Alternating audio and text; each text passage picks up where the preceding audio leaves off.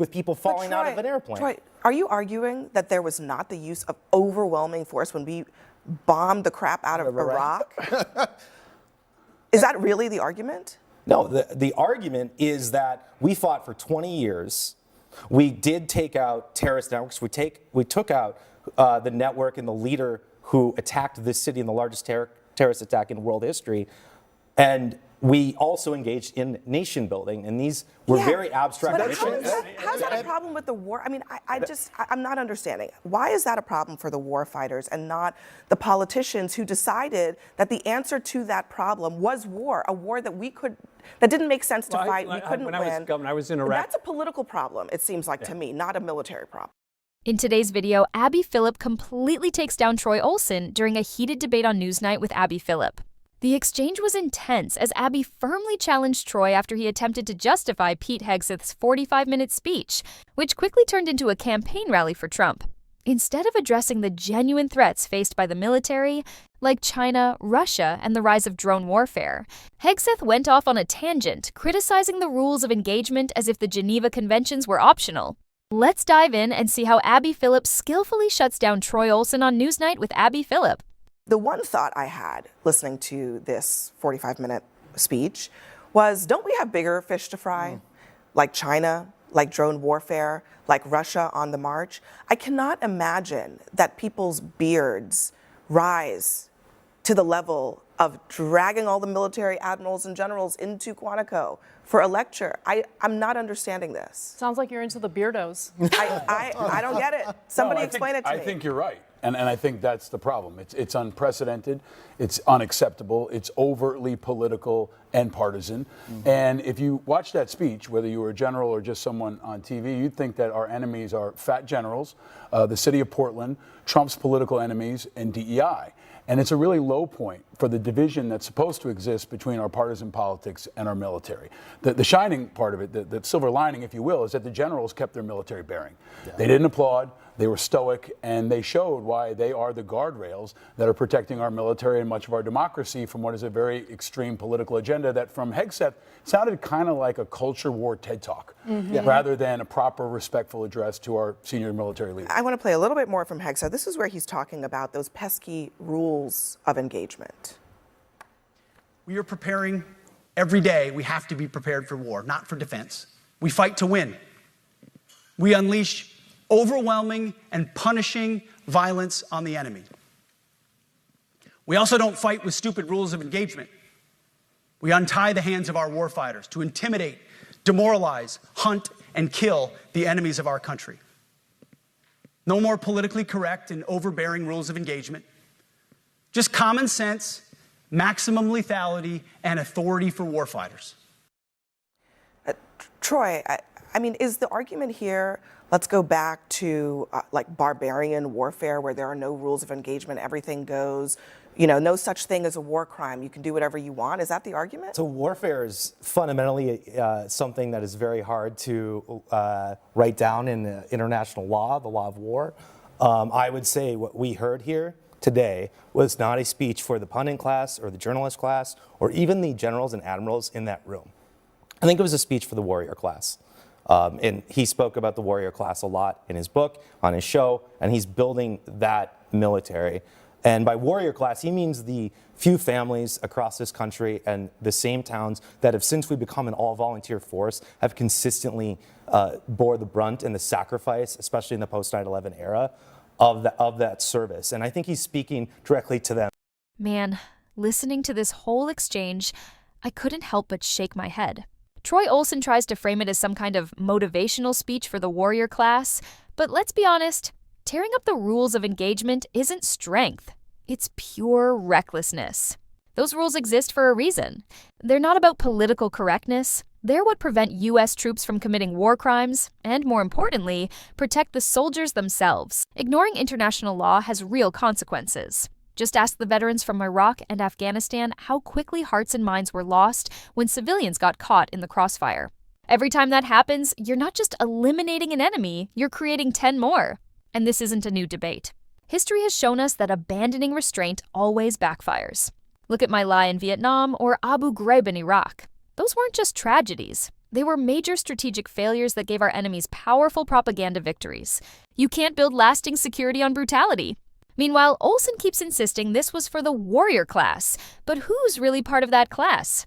Less than 1% of Americans serve today, and the vast majority of them follow the rules of engagement with integrity.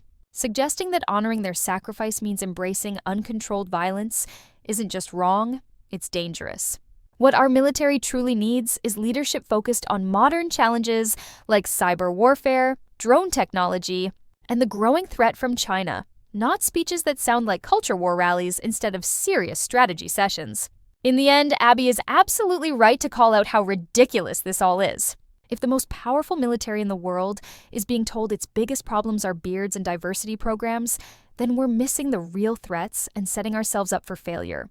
And these are the 65% of the veteran population that voted for the Trump-Vance ticket for President Trump. And that's why I think it's what is the message? What's the message to them? Is the message, again, I think my question is... The message is come back. We're back. In a concrete way. When he says the stupid rules of engagement, let's also remember that this is the Pete Hegseth who lobbied President Trump to pardon people who were convicted of war crimes. So is that what we're saying? We're okay with war crimes now? I mean, obviously, we're okay with war crimes. We support a country that's committing atrocities right now. But I mean, the United States military. Yeah, that's what he's saying. He's saying the rules are actually written down. They're called the Geneva Convention. And most of the modern world and Western world abides by them because it's a code of conduct. It's what holds us above the standards of our enemies. But the audience was not the warrior class. It wasn't the generals. It was the TV cameras. It was the base. And maybe it was the world in some way because they wanted to say, look, we have control over the most powerful military on the planet. And there's nothing that the Democrats or the moderate Republicans or anyone else can do. So it was a giant flex of their culture war, of their ideology, of the way they want to reimagine not just the military, but the country. That's really what this was. And that's why I think it's such a low point for our military, because they're again being dragged into some of the most divisive issues of our time. For over 2 decades, we've been fighting wars to fight them, not to win them. And we need to build a military. Did you and I not fight to win? We fought to win, but the politicians and a lot of senior leadership did not fight to win. Why do you say that? A lot of those We didn't have clear goals. A lot of those senior leaders in the room, we did not have decorated veterans who served in We Iraq did and not Afghanistan follow a doctrine that goes in with overwhelming force. It felt pretty overwhelming at times when I was there. Right, but we stayed there used for 20 overwhelming. years, and we abandoned Troy, it. We had the fall of Saigon on live TV with people falling out of an airplane. Troy, are you arguing that there was not the use of overwhelming force when we bombed the crap out of Iraq? Is that really the argument? What really stands out in this debate is how casually Troy Olson dismisses the rules of engagement as if they're just some pointless formality. They're not. They're the foundation of how the United States maintains legitimacy in warfare. The Geneva Conventions weren't created because we're soft. They exist because every time the U.S. military has been seen operating outside of them, like at My Lai in Vietnam or Abu Ghraib in Iraq, it has led to devastating losses of moral authority. Those weren't just moments of embarrassment. They fueled insurgencies, handed propaganda victories to our enemies, and put American troops in even greater danger. And let's be honest, the idea that America hasn't used overwhelming force in the last 2 decades is absurd. In Iraq and Afghanistan, the U.S. dropped tens of thousands of bombs, used its full air power, and deployed hundreds of thousands of troops. The problem was never a lack of force. It was a lack of strategy. You can't bomb your way to victory when the mission itself is unclear, and no amount of unleashing the warrior class can fix that. Even the claim that most veterans support Trump doesn't paint the full picture. Surveys from Pew and the Military Times show that younger post-9/11 veterans, the ones who actually fought in these wars, are far less supportive of him than older vets. Many have seen firsthand how reckless political leadership, not so-called restrictive rules, cost lives. In the end, this debate isn't about being tougher or more lethal. It's about whether the U.S. wants to remain a disciplined, professional military respected around the world, or slide into the same kind of lawless behavior we condemn in our adversaries. That's the real dividing line here. No, the argument is that we fought for 20 years. We did take out terrorist networks. We took out the network and the leader who attacked this city in the largest terrorist attack in world history. And we also engaged in nation building, and these were very abstract But missions. how is that a problem with the war? I mean, I'm not understanding. Why is that a problem for the war fighters and not the politicians who decided that the answer to that problem was war, a war that didn't make sense to fight, we couldn't win. When I was governor, I was in Iraq. That's a political problem, it seems like to me, not a military problem. When I was in governor, I was in Iraq 5 times, Afghanistan 3 times. We had a chance to visit with lots of troops, including some special operators. And one of their complaints, among others, in terms of the rules and engagement, weren't always war crimes. They weren't advocating for war crimes, Paul, in fairness. They were just saying simple things like, we can't even do particular raids at night in certain compounds or situations. Now, that's a common sense thing. They like the stealthy nature of nighttime raids. But they felt they were being held back in certain circumstances, not all. There were certainly plenty of nighttime raids. And that's just one example. Maybe there are some rules of engagement that could be reviewed and improved upon. And there's some people who said we want to go into mosques, for example. And there's this kind of twist that if you hadn't been hamstrung by these restrictive rules, we would have won in Afghanistan. We would have won in Iraq. We would have won in Vietnam. That's a reframing of history because there were so many other factors that inhibited our ability to win both the war and the peace. And there's plenty of political blame to go around for leaving us there for 20 years. But the idea that we're not lethal enough in Portland or now in places like Venezuela or Iran where there's no congressional approval, no congressional consultation is a manipulation of the public understanding of what our military does. What really needs to be said here is that blaming strict rules of engagement for why America didn't win in Iraq or Afghanistan is a huge oversimplification, and frankly, a cop-out.